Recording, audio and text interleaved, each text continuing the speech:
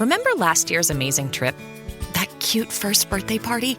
All those photos, all those memories can be freed from your phone with a Shutterfly photo book. Rediscover and share your favorite moments with those you love. You'll be amazed how easy it is to make a photo book with Shutterfly and enjoy it for years to come. Get 40% off orders over $29 with code POD40 at Shutterfly.com and make something that means something. This episode is brought to you by Amazon. Sometimes the most painful part of getting sick is the getting better part. Waiting on hold for an appointment, sitting in crowded waiting rooms, standing in line at the pharmacy, that's painful. Amazon One Medical and Amazon Pharmacy remove those painful parts of getting better with things like 24/7 virtual visits and prescriptions delivered to your door. Thanks to Amazon Pharmacy and Amazon One Medical, healthcare just got less painful.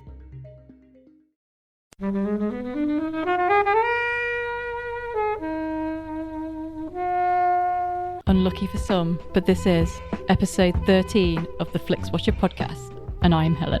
And I'm Kobe. Welcome to today's edition of Flixwatcher, and the film we are going to be reviewing and dissecting is The Lobster, chosen by Jen from The Family Tree, who is here with Dave, also from The Family Tree. Well, I hope you enjoyed the show, guys. Remember, please visit us online at flixwatcher.tv. Come to our Twitter account at FlixWatcherPod, and please go to iTunes, subscribe and review. And as we always say, guys, all the films were available on Netflix at the time of recording. There is going to be bad language, there's going to be spoilers, and we hope you enjoy it. See you later. Hi, and welcome to this edition of Flixwatcher podcast. Today we are joined by Jen and Dave. You want to say hello, introduce yourselves, and find out where we can find you with your podcasts? I'm Jen Adams-Thwaite. And I'm Dave Pickering, yeah, hello. And we are the creators of the Family Tree podcast, which you can find at www.thefamilytree.co.uk. It's a magical realist drama. We're currently at episode 8. But we do recommend starting from the beginning. But when this comes out, it may not be 8 anyway. That's true. So definitely start at the beginning. Because it goes on some twists and turns. And The Family Tree is a spin-off from my non-fiction podcast, Getting Better Acquainted, where I have conversations with people that I know. And so, yeah, that's what Getting Better Acquainted is. And then in The Family Tree, I have some conversations with some fictional people. Or are they? Well, this is it. When the first few episodes of The Family Tree, I was kind of like, oh, this is an interesting story. How is it even real? And then as you get further on into the story, into the drama, you kind of think, all right, this is what is going on here. It's just dragged me in and it's caught me and it's enveloped me and it's brilliant. Yeah. Well, thank you. I mean, we'll wait and see what you think by the end of the series as well, because I think there's a few more twists yet to come. So, yeah.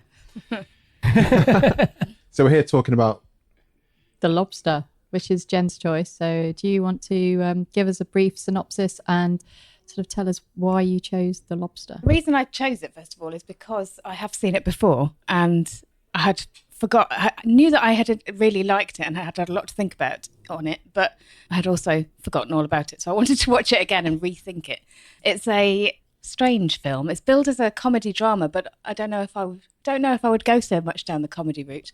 And it's set in a dystopian future in which single people have got a period of time in which to find a partner, or they get turned into an animal of their choice. Well, that is the story. That is it's a hard one to do a synopsis for. Yeah. I was like, right, how's Jen going to do this? Yeah. So you didn't feel much of the comedy vibe in the I suppose in the kind of original meaning of comedy, perhaps more than like Shakespearean. Rather than what we think of as comedy. It's certainly, while there were things that were amusing about it, it was also so disturbing, I think, that it was hard for me to think of it as comedy. Although if you were going to think of it in the original meaning of comedy, it would still fit tragedy more because of the actual storyline. It ends up in a sort of sad place, and comedy is supposed to just end up in everything goes back to normal and the status quo is the same. I know about theatre, sorry. Listeners. Yeah, when I studied Shakespeare, I didn't understand why Midsummer Night's Dream was a comedy. And you've explained why, because everything happens. At the end, he says, if these shadows have offended, it's all back to normal. Yeah. Don't worry, guys, it's fine. So what do you think? Was it funny to you? Yeah, well, I don't know. I know why it's called a comedy. I do see that. Like, it's a dark comedy. It's definitely a very sort of twisted comedy, but there is a lot of funny moments. Yeah. But ultimately, I think the emotions that it creates in me are not what I normally get from a comedy, even a dark comedy. So I can understand why. Maybe that's more what I mean. I can definitely see the comedy in it, but if I was to say what genre it was, I don't think I would go for comedy. Right. I mean, it's like Harold Pinter or Samuel Beckett or something like that. They are technically comedies, and sometimes people laugh in those plays. But at the same time, yeah, there's a lot that it's very hard to laugh at quite a lot of moments, and a lot of it's just very awkward, right? The film, right? Yeah. And I do like awkwardness, but it's awkward. If I was to own this on DVD and I was to categorise my DVDs by genre, this would fall in the romance category. Oh, I believe. really? Yeah. Yeah, I can see that. Yeah. Romantic comedy is. This is not a I don't know. By the way, there's romance in there and there's comedy, and you mash the two words together, then it's a rom-com. But I think drama implies that it's going to be something quite serious, where I don't think there's anything particularly serious about the intent of this film, even though a lot of the humour and some of the actions in it are quite dark. It's completely absurd. Yeah. And brilliantly absurd. So I think drama makes it sound too serious, and I think there's a lot of humour very dark and underlying on this. So I would stick it in the romance comedy romance. I mean, it's very darkness though, right? Like, it's not like. Is it dark or is it just bleak? That's an interesting question. What's the difference between bleak and dark? I'm not quite sure. I don't think it's that bleak. I mean, there is kind of hope in it. I think that's the difference, isn't it? Yeah. Bleak. But is there hope in this film? Well, I don't agree. I don't think there is hope in the end of this film. I don't think there's hope. Like with a dark comedy in Britain, for example, the typical one for me would be like League of Gentlemen, where it's not bleakness, that's just dark, and that's absurd as well. Yeah. And things happen for dark purposes to make you kind of wince and whine. This is kind of really bleak in terms of the setup, and you're forced to try and find a partner based off of a trait that you both share in common, which is kind of a ridiculous setup. Yeah. But I just thought it was really bleak, but I thought it was a comedy. I thought 100%. I was laughing all the way. I saw this in the cinema, and I was tittering all the way through at a lot of the stupid things that they did in the name of trying to find a partner. Right. Yeah. And I mean, that's the thing. It's a surreal film, I think. Like, that's what I think you can say that about it. It doesn't seem to operate by the normal rules of the world all the time. But at the same time, it's really realistic, because I feel like this is going to be the future. Yeah, in a few years. Well, hold on. This is including it. the bit about being turned into an animal. Well, science could happen. True. Well, the scenario is not that far-fetched that, there are all of these single people and they are forced to find a date, or they get turned into an animal. I think that's one of the more things of a I metaphor, really enjoyed about it, is that it's a bit like the volume's been turned up on all those things that we are familiar with, like dating websites, and so it isn't. I mean, while it is implausible, it's also kind of just like saying, what if you just took that one notch further? Yeah, I mean, when we watched it, because we watched it together on Netflix, and we were thinking, like, it kind of felt a lot like Delicatessen or something like that. Like, have you seen that? I've never seen it. No.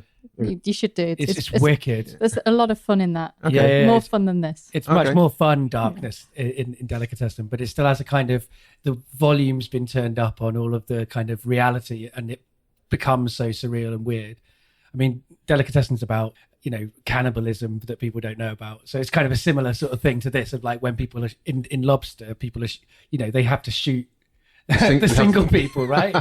And get points for it. Yeah, exactly. Yeah. But I mean, we haven't really talked about what happens in the film. It centers around Colin Farrell, who... A brilliant Colin Farrell. Yeah, for someone who so frequently phones in an average performance, this is up there with the best, really. Yeah, it's up there with In Bruges. Yeah. Those are like the two most amazing Colin Farrell that, films. and I bring up Tigerland as well, but not many people have seen that. I haven't seen it. And that's, I recommend picking that out. I think that's what kind of brought him to stardom. But yeah, Colin Farrell, Helen and I have talked about how he doesn't work in cinema in general. cinema. No, he has a few. I mean, Phone Booth is quite fun Yeah. as well. But yeah, this definitely, and it's not just sort of the character performance as well. The physical performance is. He's just a very sort of sad-looking creature in this film, and very kind of like the kind of showy Colin Farrell that we probably know him more familiar as. Yeah, it's very stilted, very deadpan delivery. But everyone's got that kind of deadpan delivery. Well, there's a narration as well around it. Yeah. Which is also that same kind of style, isn't it? That deadpan. In fact, we paused it in the middle to make a cup of tea, didn't we? And I just felt like narrating the entire process in that deadpan kind of way. It kind of got in your head. She switches on the kettle. Yeah, Right, exactly. And it's interesting you say like a physical performance, because one of the things we were also talking about is how it's really like a silent movie in some ways, even though there's dialogue in it. Like so much of it's such physical comedy. You can imagine like Buster Keaton or somebody like that doing it. Yeah, because there's bits where Ben Whishaw, because you have to marry with someone who's got a trait. So he finds a girl who gets nosebleeds all the time, so he keeps on smacking his head against the table, so he gets nosebleeds. Yeah, and there's some. And that's one of the least ridiculous things about this film actually. as well. right. And it gets bleaker after that Yes. part, like the part where they're actually trying to find partners under the threat that they might change into animals is much less bleak than when they're alone and they're going into the cities and they're like trying to find like that. The whole kind of sort of it degenerates into a kind of like I don't know, they're kind of terrorist group of like single people in the woods. Yeah. And like at that point, I think it gets so dark. Like from then onwards, it's so dark, that stuff. Well, there's some. Obviously, the whole kind of the set out of the film is kind of two parts, isn't there? Yeah. There's the hotel part, and then there's the forest Right. kind of section, isn't there? Yeah. And I 100%. If the whole film was the hotel part, I'd watch it on a loop. That's the funny stuff. Yeah. Yeah. I'd really kind of take a really big kick out of that stuff. I can see, the second part isn't as funny. No. And it's a lot more bleak. And Right. But there was, even in the hotel, there's that bit where the girl that Colin Farrell tries to settle down with by pretending that he's got no emotions whatsoever, and she kicks his dog to death. Right. Oh, that's horrible. And the that dog, bit. and the dog is his brother who failed to get a partner. Well, and there's the suicide, right? and As there's well, the where she's screaming Yeah. and screaming Yeah. and no one's doing anything about it. And you know she's dead, but she's still alive. It's horrible. So And- there are still some horrible moments in that. Absolutely. You are right. We're painting a bad picture of it, but it's... If you don't know anything about this film, then you're just going to be thinking, I can't. They said it's a comedy, and now there's people dying. There's dogs being... It is a very dark film. I don't know if you've seen Dogtooth. It was also by the same director, Right. which is also brilliant, but quite dark as well. But again, has this weird, really, really funny, really, really horrific running all the way through it. And he's actually got 2 new films coming out next year, I read. But there is violence to animals in that as well, and it's really bizarre that he has violence against humans and violence against animals, and yet like the thing that I remembered the most was obviously the dog being kicked to death, Right. let alone like all the violence against people. It was just kind of, that was the bit where people had obviously been laughing in the cinema, and then that was the point where everyone we were not really laughing. Right. Yeah. And then it did kind of pick up, but I think that kind of pushed a lot of people sort of to their limits of what you want to watch, really, which is really interesting because this is such a mainstream film to have such kind of. Do you think it is a ultra-violence. mainstream film? I don't know It's got many Colin people. Farrell in it. It's got mainstream actors in Yeah. it. I think it's not necessarily a mainstream film. It may have had a mainstream interest. I don't know, but I mean, if you look down the cast list, we're looking at Ben Whishaw here, John C. Reilly, Colin Farrell, of course. And then Rachel Weisz, Weisz, Yeah, Olivia Colman. Lea Oh, Seydoux. She's Olivia great in Colman it. is amazing in this film. Olivia Colman's brilliant. Lea Seydoux. Who else is in the mix? Michael Smiley, Irish guy. He's been in a lot of things, kind of as a bit part. But yeah, the cast is fantastic, and I think that's what kind of brought me into it when I saw it advertised. Well, it's an international production, isn't it? Like Yeah. you say, it's Ireland, France, the Netherlands, all sorts of places all coming together. So the cast is quite international, if you like. Although there's only one person of colour in the whole movie, I think. Like there's the The woman. lady at the start, isn't Right, there? right, right. So it's not like multicultural, but it is international. And the director was Yorgos Lanthimos. Yes, He's a Greek fellow, isn't he? I would think so. Yeah. Yeah. Yeah, that's right. And Greece is quite a big part of the production. Although I think it was shot in Ireland, and obviously Colin Farrell is the main person in it, so it has kind of quite an Irish feel to it and a French feel. Those were the main things I was picking up on. Yeah, well, Lea Seydoux and the French maid. Right, right, of course. But so because we talked about the two sides of the film, do you have a preference? I don't know. Yeah, well, I mean, the first part is much better than the second part. It kind of feels though they promised so much in the first bit and didn't quite deliver it in the second bit, and it kind of feels as though they're not necessarily running out of ideas, but there's less kind of drive about it, and it just doesn't quite feel as though it's been thought out as well, or quite as well written, or it just feels a little bit unfinished and a little bit like, oh, we're not quite sure where to go, so we're kind of going to go here, but we're not really that convinced it works, but we're going to do it anyway, kind of feeling, which lets it down a little bit.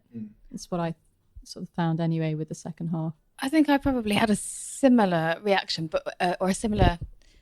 I've just come at it from the opposite direction, so I kind of feel like the second half was the story that they wanted to tell, and the first half was sort of setting it up to enable that to happen. But then, in a way, the world that was created by the first half was perhaps what ended up being stronger than the story that they wanted to tell. Yeah, I mean, I liked a lot of things in the second half of this movie. Like, there are a lot of great ideas that I think are really like funny and scary and horrifying in it. I just didn't like the red kiss. Right, the red kiss. Oh, and yeah. the fact that like going into the city and having to pretend to be couples, or the police will take you away. That was terrifying. And the whole kind of kissing, like pretending to be a couple, and so they had to kiss, but then they actually were into it, and then that was a problem, public displays of affection, that sort of thing. I loved that scene as well, even though it was very uncomfortable, but the ending I felt like was just a little bit like it was too bleak, but it wasn't quite an ending either. It didn't really decide what it was. I mean, I'm not necessarily going to spoil the ending. It could spoil the ending. Should we spoil the ending?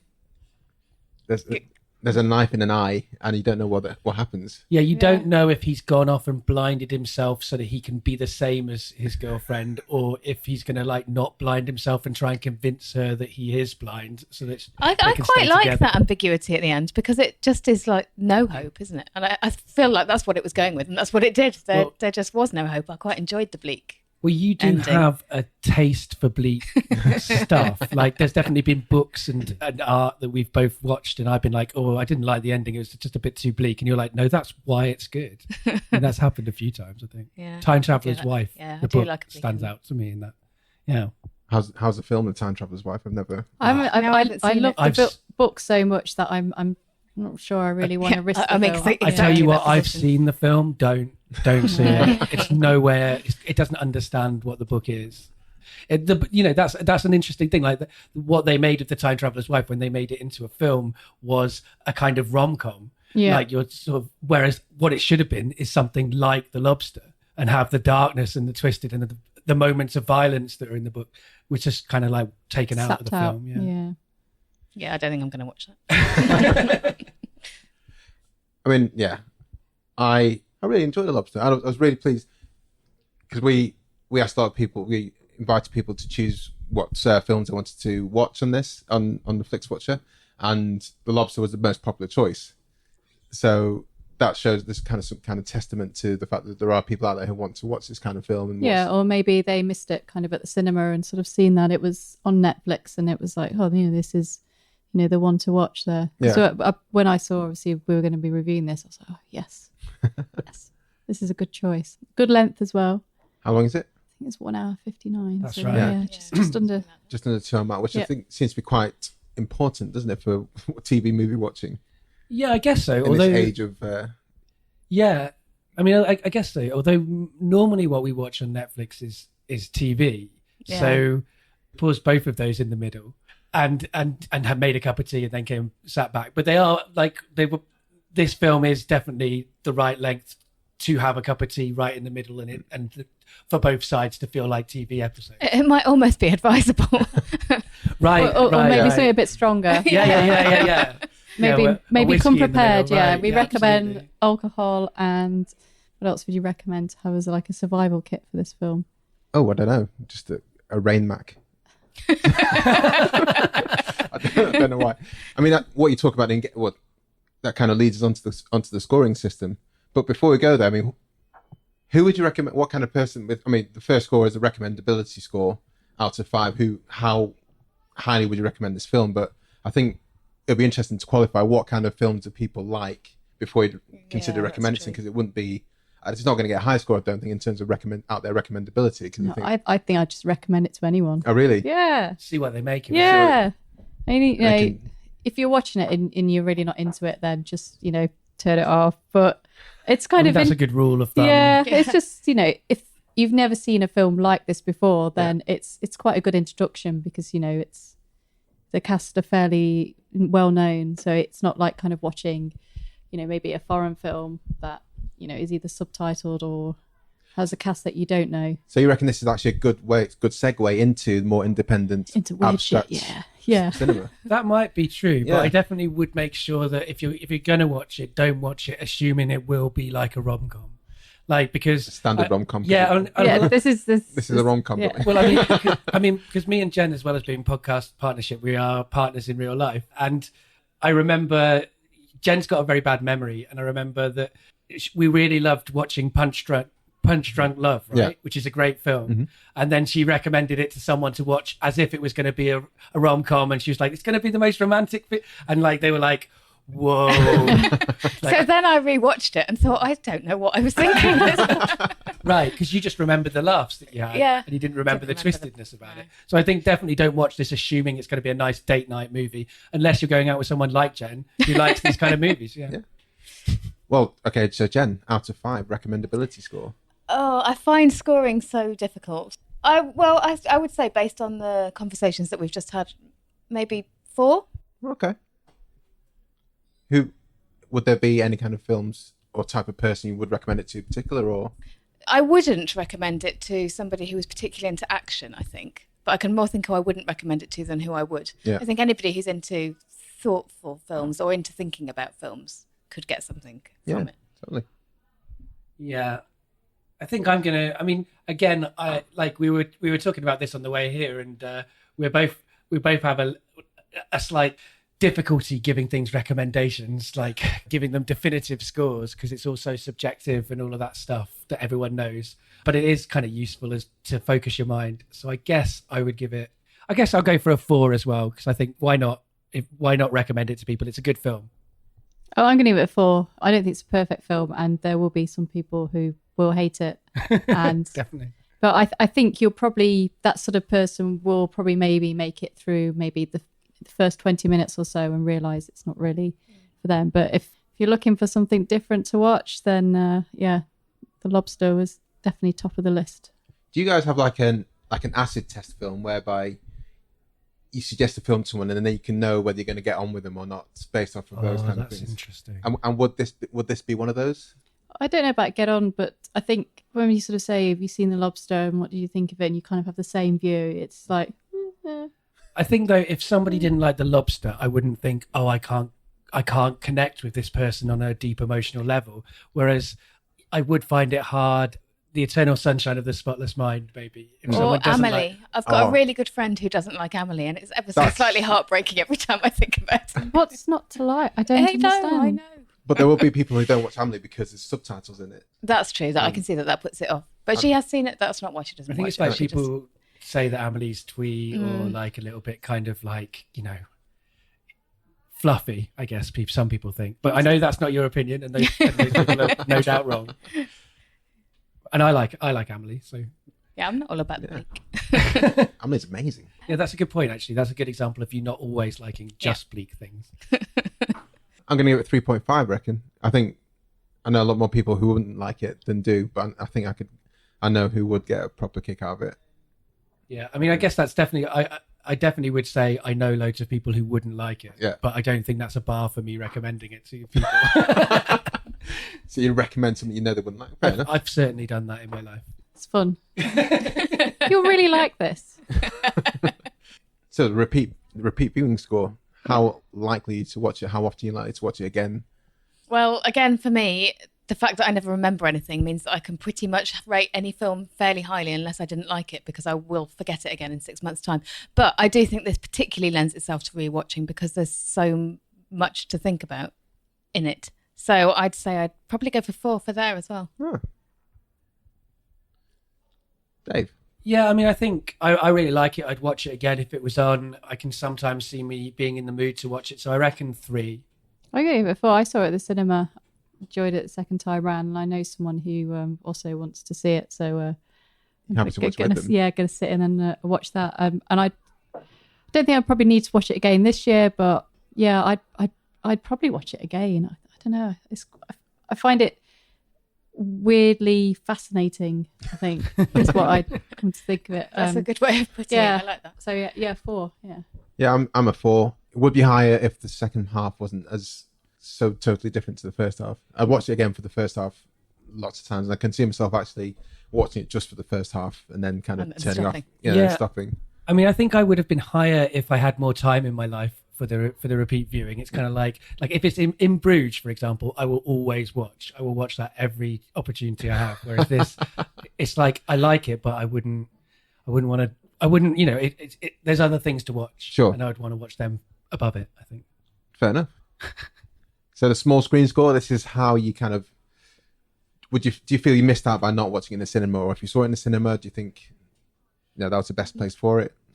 I didn't see it in the cinema, and I don't feel like in fact, I almost feel like I'm glad I didn't see it in the cinema. I think I might have found it a little bit overwhelming in the cinema. Yeah, it's definitely, you don't want to be in a full cinema with that, I think. Like, I wouldn't mind being in an empty cinema with a few people in it, but if it's like a really packed cinema and everyone's got popcorn and it's like pouring over you, I wouldn't want to be watching The dog. a dog get kicked.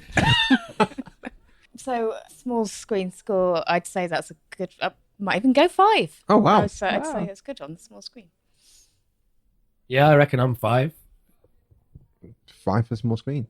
I mean, I'm going to give it a 4. I did see it at the cinema. It was quite an experience. Don't go on a date to watch The Lobster.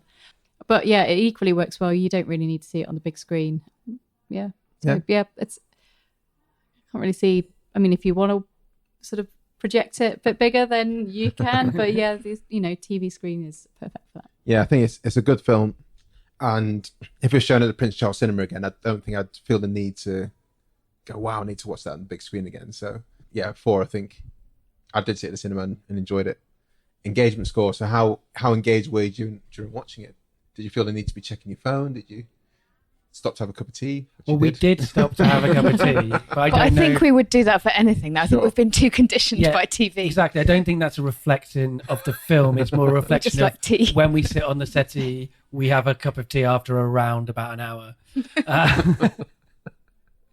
And also this is kind of a convenient break. So once it kind of leaves the hotel setting, maybe that could be the marker for it's a good time to go to the toilet, have a cup of tea. Which I think all films should have, actually. An interval in the film I would like very much. I'm trying to think if I checked my phone. I think I might have checked my phone a little bit at points because of the fact that I'd seen it before and I knew what was happening. But if I'd been watching it for the first time, in fact, when I did watch it for the first time on the same settee, I was engaged from beginning to end. So I think certainly on a first time, it's incredibly engaging. So what score would you give it? I should go for Jen first, whilst you pontificate. Going to go 4, I think. Yeah, I'm going to go for 4. Yeah, I'm going to go for 4 as well. Yeah. I'm going to join you all in the 4. I think it has to be. It's either you're engaged with the film or you're not engaged with it. Yeah. And I think we all enjoyed it. So we must have been. You can't watch this in the background, can you? No. That's it. You can't half watch it. No. You're either in or you're out.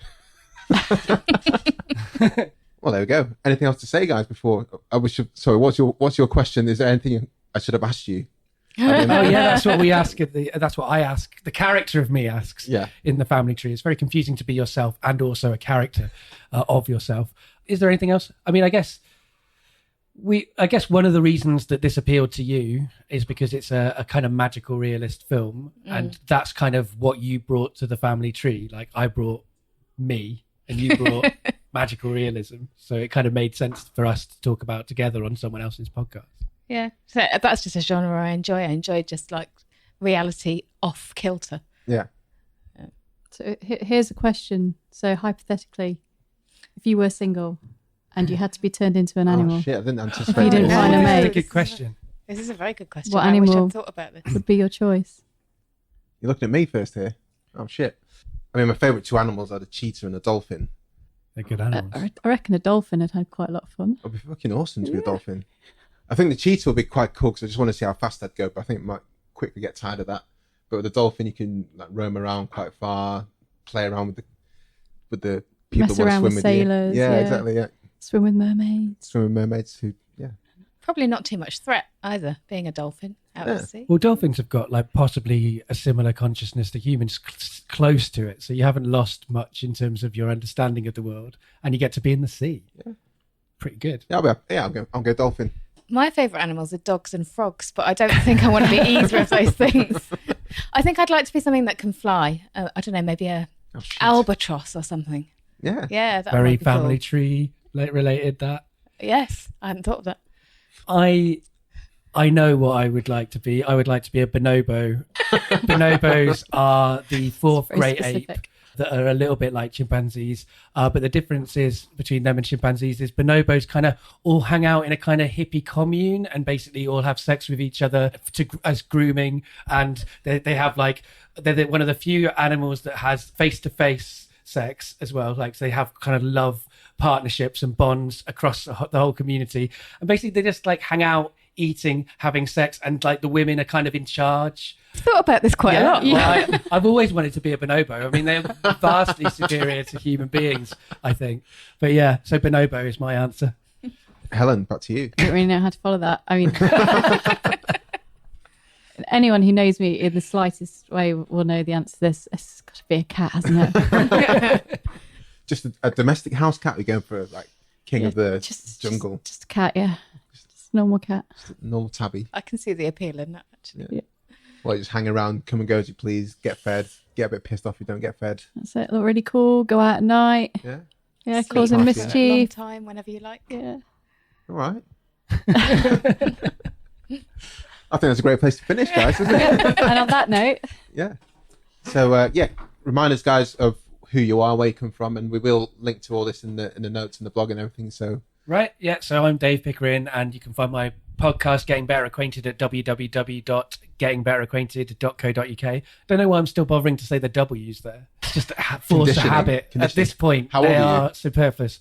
35? yeah, so that's when internet first Yeah. came out, wasn't it? It was all about the W's, It was. wasn't it? It was. And I also do various other things, so you can find out about that at davepickeringstoryteller.co.uk. It's always .co.uk because that is cheaper. And yeah, so I do true storytelling nights, and I do there's lots basically all my life is online on a podcast somewhere. So if you like me, go search it out. But I also do a podcast with Jen. Be me. I'm Jen Adamthwaite, and we are together doing the Family Tree, which you can find at thefamilytree.co.uk. We will check it. And Yeah, it might be the Family Tree podcast.co.uk. That's it's the problem. the Family Tree Podcast.co.uk, I think. Yeah, I think it is. Yeah, check the show notes. And where else can they find you though? Because you don't just do the podcast with me. I'm also on Twitter under the handle at J Adamthwaite. That's probably the best place to find all the other links to And you me. do writing and stuff like that. Oh, and I'm on Twitter at Goosefat101. There you go. Why not? not Bonobo 101. No, I should. Well, maybe I'll change it soon. Awesome. Thank you very much, guys. Thanks for coming Thank you. on. Bye. Bye. Thanks, as always, to our super special podcasting guests, Jen and Dave from the Family Tree. Thank you. Always thanks. More thanks than ever to the awesome guys at GL Productions for editing this show. And thank you, as always, to the mighty people for providing the tunes. Don't forget to review us. Subscribe to us on iTunes. If you want to say hello, we're on Twitter at FlixWatcherPod, and full listings and information about our guests can be found on the website flixwatcher.tv. Thank you and bye.